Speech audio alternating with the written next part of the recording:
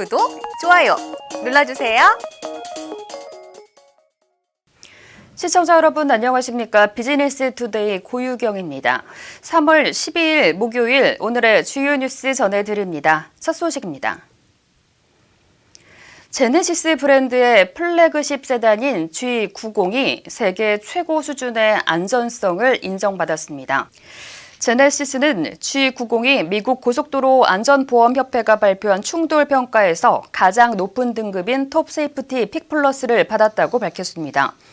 제네시스는 지난달 G70과 G80이 톱 세이프티 픽 플러스 등급을 받은 데 이어 이번에 G90까지 이 등급을 받으면서 세단 전 모델이 최고 안전 등급을 획득했습니다. 제네시스 관계자는 제네시스는 다양한 위험 상황에서 탑승자를 안전하게 지키기 위해 모든 모델의 전방 충돌 방지 보조와 차로 이탈 방지 보조, 고속도로 주행 보조 등 첨단 사양을 기본 장착했다고 말했습니다. 삼성전자의 2020년형 QLED 8K TV가 최근 북미 전문가 그룹에서 잇단 호평을 받고 있습니다. 북미 영상 음향 전문가 그룹인 AVS 포럼은 QLED 8K TV에 대해 디자인과 사운드 모두 환상적이라며 거실과 게임, 홈 시어터 등 어떤 용도로 사용해도 최고의 성능을 자랑한다고 평가했습니다. 미국 전문 매체 HD그룹도 QLED 8K는 최고의 화질과 음질을 구현하는 시스템을 갖췄다고 호평했습니다. 이어 8K TV는 결국 시장이 나아갈 방향이라며 8K TV가 곧 TV 시장의 주류가 될 것이라고 전망했습니다. 경영 위기를 겪는 두산중공업이 명예퇴직에 이어 휴업까지 검토하고 있는 것으로 확인됐습니다.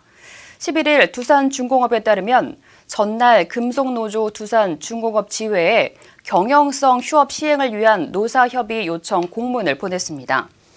두산중공업은 휴업까지 검토하게 된 배경으로 원자력 석탄화력 프로젝트 취소로 인한 경영 실적 악화를 거론했습니다.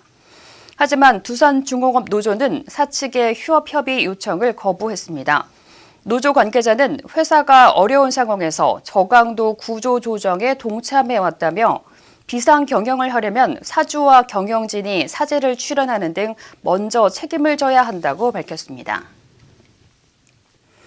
SK텔레콤이 ADT 캡스와 함께 스마트홈 기능과 보안 서비스를 결합한 캡스 스마트 빌리지를 출시한다고 밝혔습니다. 캡스 스마트 빌리지는 SK텔레콤의 공동주택단지 사물 인터넷 플랫폼인 스마트홈 3.0에 ADT 캡스의 보안 서비스를 결합한 서비스로 전용 앱을 통해 공동주택단지 내 출동 순찰 요청과 장기 부재 시 방범 강화를 요청할 수 있습니다. 또한 공동현관문 자동 출입을 비롯해 무인 택배 도착 알림, 화재 감지 등 서비스도 이용할 수 있습니다.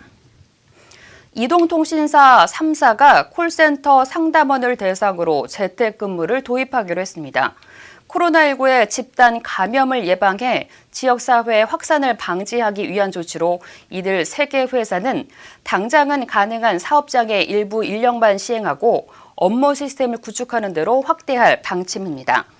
이와 관련해 한상혁 방통위원장은 지난 11일 통신사는 각 고객센터에 대해 철저한 예방 활동을 시행하고 상담사들이 안전한 환경에서 근무할 수 있도록 힘써달라며 현재와 유사한 상황을 대비해 상담사들의 재택근무 시스템 도입 및 확대 방안을 검토해달라고 말했습니다. 롯데건설이 앞으로 모든 외주 파트너사의 하도급 대금을 현금으로 지급하겠다고 밝혔습니다. 롯데건설은 코로나19로 어려움을 겪는 파트너사의 자금 유동성 확보에 도움을 주고자 이런 결정을 내렸습니다.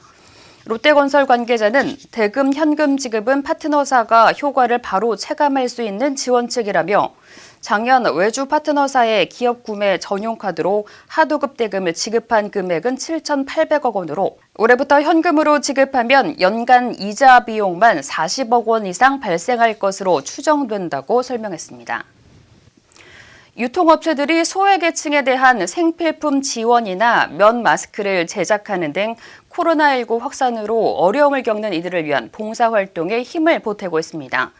롯데홈쇼핑은 코로나19로 어려움을 겪는 서울 영등포 지역 소외계층 300가구에 생활용품 키트를 지원하기로 했습니다.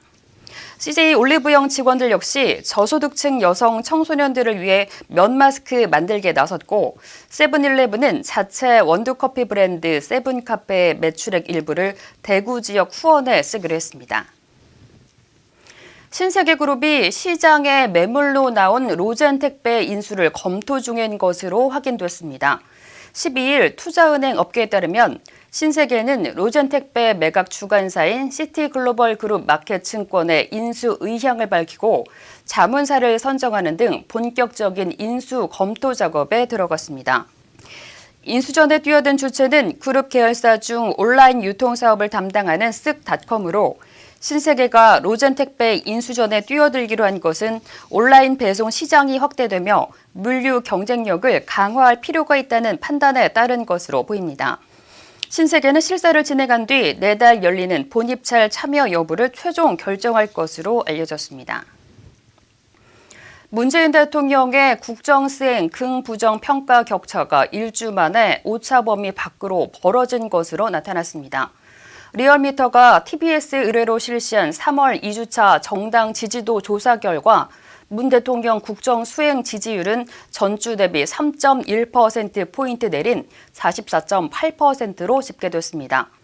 매우 잘함은 27.7%, 잘하는 편은 17.1%를 기록했습니다. 부정평가는 2.6%포인트 오른 51.3%를 기록했습니다. 이 중 매우 잘못함은 38.4%, 잘못하는 편은 12.9%로 나타났습니다. 긍정평가와 부정평가의 차이는 6.5%포인트로 전주조사에서 격차가 오차 범위 내인 0.8%포인트로 좁혀졌으나 한 주 만에 다시 벌어졌습니다. 이상으로 오늘 비즈니스 투데이를 마칩니다. 시청해주신 여러분 감사합니다.